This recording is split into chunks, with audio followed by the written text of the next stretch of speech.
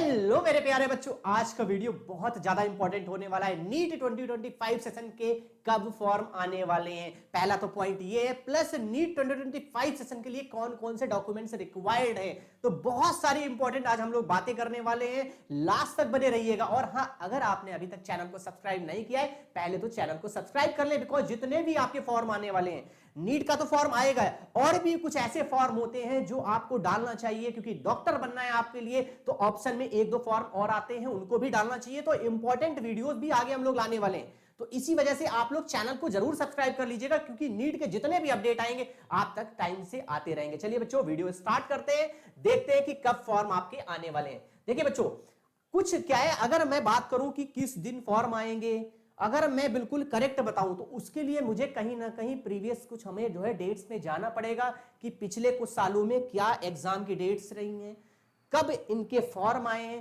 तभी क्या है उस चीज को हम लोग बता सकते हैं। देखिए, सबसे पहली बात अगर मैं देख लूं, अगर नीट 2022 की बात करूं, मतलब 2022 सेशन की अगर मैं बात करूं, यहां पे आप देख रहे होंगे कि 17 जुलाई को आपका एग्जाम हुआ था।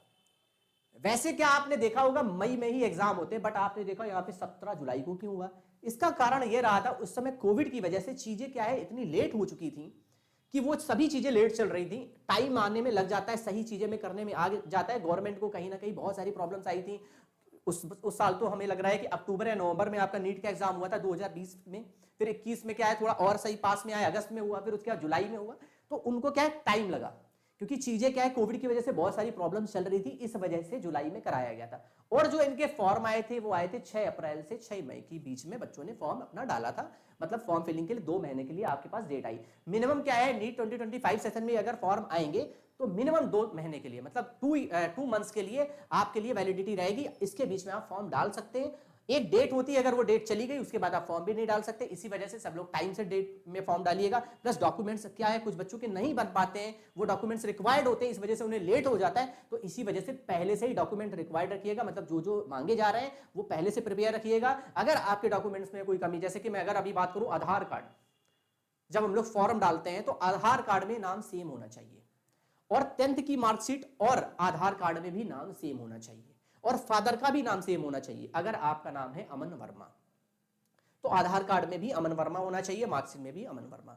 प्लस फादर का नाम अगर मान लीजिए कुलदीप कुमार वर्मा है, आधार कार्ड में लिखा है कुलदीप कुमार वर्मा, और मार्कशीट में अगर लिखा है आपका कुलदीप वर्मा, तो उसको आपको करेक्ट कराना पड़ेगा, आधार कार्ड में भी कुलदीप वर्मा कराना पड़ेगा। तो ये बहुत सारी इंपॉर्टेंट चीजें रहती हैं, इस पे हम लोग अगला वीडियो लेके आएंगे। बहुत ज्यादा आगे के वीडियोस इंपॉर्टेंट होने वाले हैं। देखिए बच्चों, अगर मैं 2023 की बात करूं, आप देख रहे होंगे यहाँ पे क्या है, मतलब 7 मई को हुआ था। और यहां देख रहे हैं आप फॉर्म कब आए थे, 6 मार्च से 6 अप्रैल के बीच। यहां भी देख रहे हैं 2 ही महीने का डिफरेंस है, मतलब 2 ही महीने का डिफरेंस रहता है फॉर्म आने में। अगर मैं 2024 सेशन की बात करूं, यहां पे 7 मई को आया, यहां आप देख रहे हो 5 मई। ऐसा क्यों हुआ, कारण ये होता है फर्स्ट वीक का संडे लिया जाता है। मई के फर्स्ट वीक में जो पहला संडे पड़ेगा वो 2 तारीख को पड़े, या 3 तारीख को पड़े, या 6 तारीख को पड़े, या 7 तारीख को पड़े, संडे को ही एग्जाम कंडक्ट कराया जाता है। जैसा कि अभी नोटिफिकेशन आया हुआ है, कल ही नोटिफिकेशन परसों आया था, क्या कि आपका जो एग्जाम होगा ऑफलाइन मोड में होगा, एक ही शिफ्ट में होगा। ये नहीं कि उसकी बहुत सारी शिफ्टें होंगी। ये सारी चीजें गवर्नमेंट ने बहुत अच्छी की, जैसा पहले हो रहा था सेम वैसा ही होगा। ये बहुत अच्छी न्यूज थी आपके लिए कि ऑफलाइन ही होना चाहिए, क्योंकि जो नीट के बच्चे होते हैं उन्होंने अपना क्या है, पहले से कंप्यूटर सब्जेक्ट तो नहीं लेते हैं, कारण जैसे जो मैथमेटिक्स वाले होते हैं वो क्या है कंप्यूटर भी ले लेते हैं। उनको पता है हमें आईआईटी के कॉलेज में जाना है, मुझे सीएस ब्रांच से बीटेक करना है, इस वजह से क्या उन्हें कंप्यूटर की नॉलेज होती है। और आप लोग क्या करते हो, बायोलॉजी के होते हो, इस वजह से कंप्यूटर नहीं लेते हो। तो ये बहुत अच्छी बात है कि उन्होंने इन सब चीजों पे ध्यान दिया, सरकार ने इन सब चीजों पे ध्यान दिया कि पेपर ऑफलाइन ही कराया जाए। ये बहुत अच्छी न्यूज है, पेपर केवल ऑफलाइन ही होगा 2025 सेशन में। आप बहुत से वीडियोस देख रहे होगे, उस पे लिखा होगा पेपर ऑफलाइन होगा या ऑनलाइन होगा, ये आप सब डिसाइड कर लीजिए। ये वीडियो आपने देख लिया, अब अगर आपको ऐसा कोई वीडियो दिखता है तो आप वीडियो ओपन नहीं करेंगे, क्योंकि 2025 सेशन में तो 100% गारंटी है पेपर कैसा होगा, ऑफलाइन ही होगा। अब आपने यहां पे देखा 5 मई को 2024 में एग्जाम हुआ था, और 9 फरवरी से 9 मार्च के बीच में फॉर्म आपके पड़ रहे थे, मतलब डाले गए थे। अब अगर मैं बात करूं, 5 मई को आपका एग्जाम हुआ था, 9 फरवरी को लास्ट मंथ, मतलब लास्ट ईयर आपका जो है फॉर्म आए थे। इसका मतलब की है, अगर आप यहां देख रहे हैं, अब इस बार क्या है, संडे पड़ रहा है 4 मई को, क्योंकि संडे को ही होगा, तो 4 मई को इस बार एग्जाम होने के 100% चांसेस हैं। ये तो है कि 4 मई को ही होगा।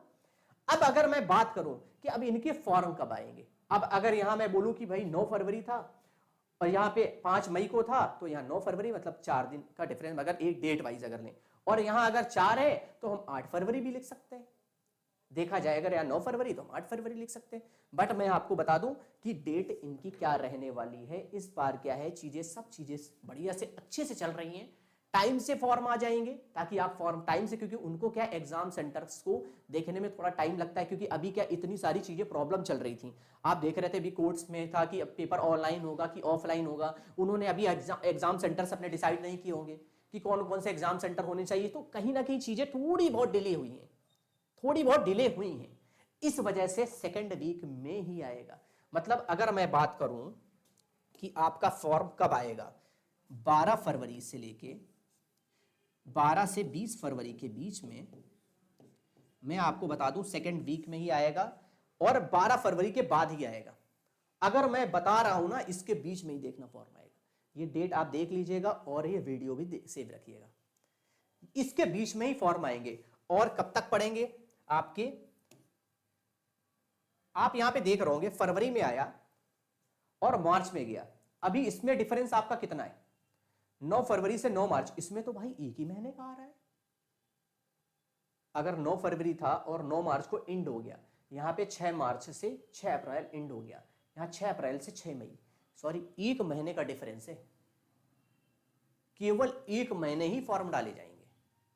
मैंने भी थोड़ी देर पहले 2 महीने बताया था, केवल एक महीने डिफरेंस रहता है। कितना रहता है, क्योंकि मैंने अभी देखा 9 फरवरी है, यहाँ 9 मार्च है, इसका मतलब क्या है 1 मंथ का डिफरेंस हुआ ना, तो 1 मंथ का ही डिफरेंस मिलेगा। अगर मैं बात करूं 12 से 20 फरवरी के बीच में अगर फॉर्म आएगा, इसका मतलब क्या हो गया कि 12 से 20 मार्च के बीच में आपकी एंड डेट भी हो जाएगी, मतलब इसके बीच में आपके फॉर्म पड़ेंगे।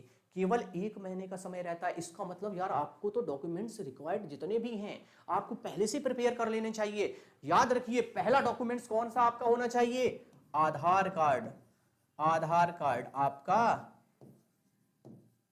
ये प्लस 10th की मार्कशीट, 10th की मार्कशीट, 10th की मार्कशीट और आधार कार्ड। इसमें अगर जो आपका नाम है अगर अमन वर्मा है, फॉर एग्जांपल मैं लिख भी दे रहा हूं,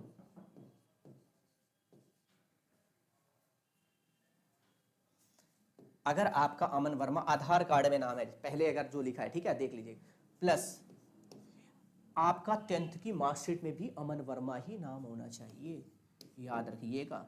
अब कुछ लोग क्या करते हैं, अमन कुमार वर्मा लिख देते हैं, 10th की मार्कशीट में लिखा है अमन कुमार वर्मा और इसमें आधार कार्ड में लिखा है अमन वर्मा, तो वैलिड नहीं होगा। ये समझ लो कि अब 10-15 दिन बाद 20 दिन बाद आपके फॉर्म आने वाले, समय कुछ भी नहीं बचा है। कभी कभी साइड्स लेट होती हैं, कुछ प्रॉब्लम आ जाती, इसी वजह से अभी से ही डॉक्यूमेंट्स ये आप देख लीजिएगा।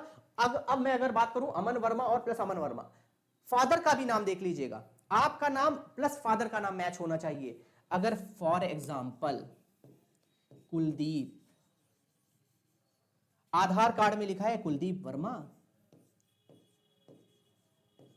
और आपके मार्कशीट में लिखा है कुलदीप कुमार वर्मा, बहुत लोग क्या है कुमार भी बीच में लगा देते हैं। अगर मैं जैसे बात करूं, मेरे जो है मार्कशीट में क्या है लिखा हुआ था, पहले मेरा नाम शोभित कुमार, जबकि शुक्ला हूं, शोभित शुक्ला हूं, मगर जहां से मैंने जब फॉर्म डाला, जो हमारे सीनियर उस समय इतनी नॉलेज नहीं होती थी 9th में, फॉर्म डाला गया तो वहां पे क्या है शोभित कुमार लिख दिया गया और मेरे फादर का नाम लिखा था उसमें कुलदीप कुमार शुक्ला, इसीलिए हमने यहाँ पे एग्जाम्पल फादर का बट शुक्ला है, मैंने क्या कर दिया कुलदीप वर्मा।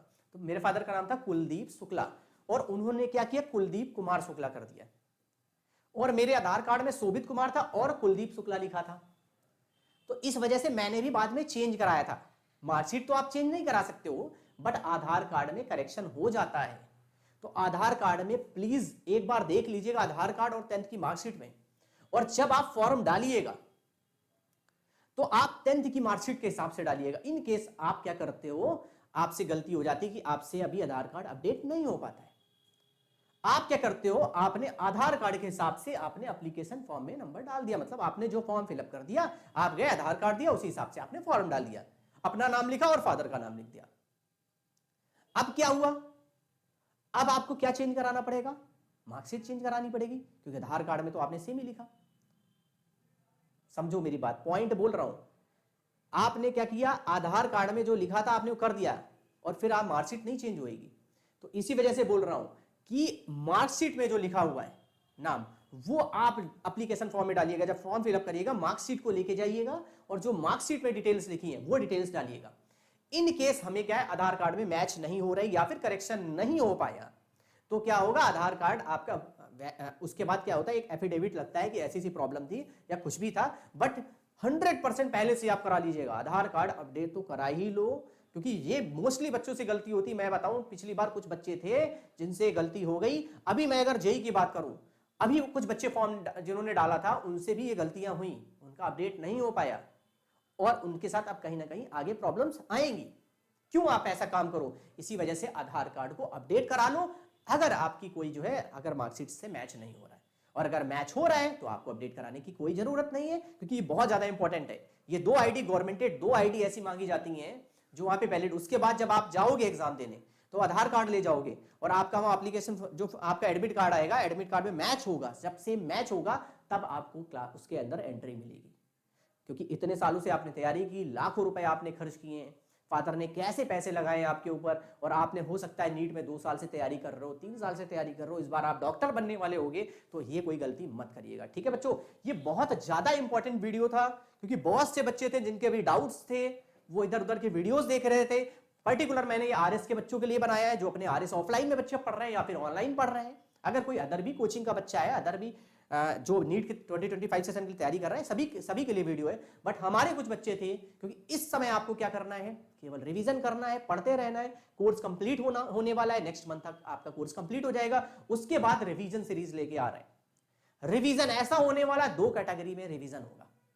एक ऐसे बच्चों का होगा जिनके 450 प्लस नंबर आ रहे हैं, 450 प्लस जिनके मार्क्स आ रहे हैं। एक वो प्रीमियम बैच होगा, क्योंकि उसमें नंबर आप क्वेश्चंस ज्यादा कराए जाएंगे, कॉन्सेप्ट भी बताए जाएंगे। बट कॉन्सेप्ट क्या है, थोड़ी बेटा हम रफ्तार में चलेंगे, क्योंकि कॉन्सेप्ट आपके क्लियर ही होंगे। अगर 450 प्लस अगर आपके मार्क्स आ रहे हैं तो कॉन्सेप्ट भी लेंगे, प्लस हम नंबर आप क्वेश्चन ज्यादा कराएंगे। बट कुछ बच्चे ऐसे होंगे जिनका फरवरी में कोर्स हो जाएगा और उनके 100 नंबर आ रहे हैं, 150 नंबर आ रहे हैं, 200 नंबर आ रहे हैं, 250 नंबर आ रहे हैं, 300 400 नंबर आ रहे हैं। इसका मतलब कहीं ना कहीं उनके अभी कॉन्सेप्ट्स क्लियर नहीं है। तो मैं जो दूसरा रिवीजन बैच लेके आऊंगा, उसमें क्या करूंगा कि कॉन्सेप्ट भी लेके चलूंगा और मैं क्वेश्चंस भी लेके चलूंगा। बट अगर मैं देखूं तो ओवरऑल क्वेश्चंस उसमें कम होंगे ना, क्योंकि कॉन्सेप्ट भी मैं ध्यान दे रहा हूं। उसमें क्या है, कॉन्सेप्ट तेजी से बताए जा रहे हैं, जल्दी जल्दी से बताए जा रहे हैं, नंबर आप क्वेश्चन ज्यादा कराए जाएंगे।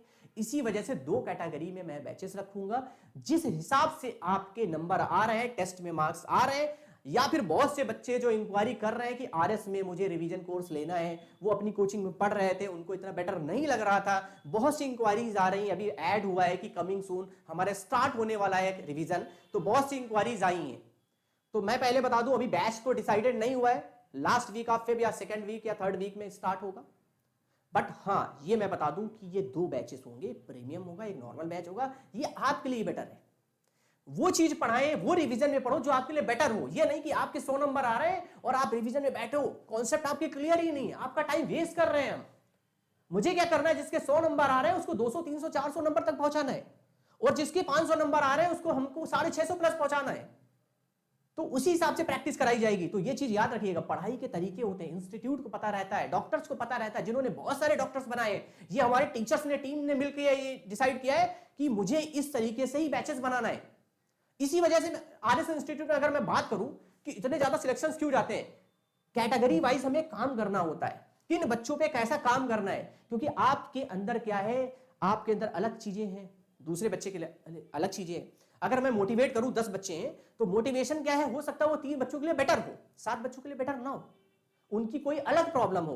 तो सिंगल सबकी प्रॉब्लम्स को सुनी जाती हैं और उस हिसाब से बच्चों को मोटिवेट किया जाता है। यहाँ पे अगर मैं बात करता हूँ, कभी भी बच्चों को मैं बुलाता हूँ, अकेले बुलाता हूँ और बात करता हूँ क्या प्रॉब्लम है, फिर उन्हें उसी तरीके से हम लोग मोटिवेट करते हैं। ये नहीं कि सभी को मोटिवेट कर दिया और आपने सुने हाँ ये बढ़िया है। देखिए सबकी चीजें अलग अलग हैं, सबकी जिंदगी में सबकी अलग अलग प्रॉब्लम्स चल रही हैं, उसी हिसाब से हमें उन्हें सोल्यूशन देना। ऐसे ही पढ़ाई का माहौल होता है कि पढ़ाई कुछ लोग बहुत अच्छे पढ़ने में होते हैं, कुछ लोग मीडियम होते हैं, कुछ लोग अभी बिलो हैं और वो बेचारे बहुत मेहनत कर रहे हैं बट उनसे क्वेश्चंस नहीं लगते हैं। अगर मैं बात करूं फिजिक्स सब्जेक्ट एक ऐसा होता है, बच्चे मुझसे मिलते हैं, सर मुझसे क्वेश्चंस नहीं लगते हैं, सर न्यूमेरिकल्स नहीं लगते हैं। और सर मैं बहुत मेहनत करता हूँ। मैंने कहा टीचर बोले सर बहुत अच्छे टीचर हैं। उसका कारण ये रहता है जो हम लोग पढ़ते हैं, पढ़ने का एक तरीका होता है, और अगर नहीं लग रहा अपने टीचर से मिलिए, मेहनत करते रहिए, प्रैक्टिस करते रहिए, सब धीरे धीरे आ जाएगा। तो सब बच्चों की अलग अलग चीज, कुछ बच्चों को देखा होगा फिजिक्स बहुत अच्छी होती है, बिल्कुल फटाफट क्वेश्चंस लगा रहे हैं, हम लोग देखते हैं यार ये कैसे लगा रहे हैं।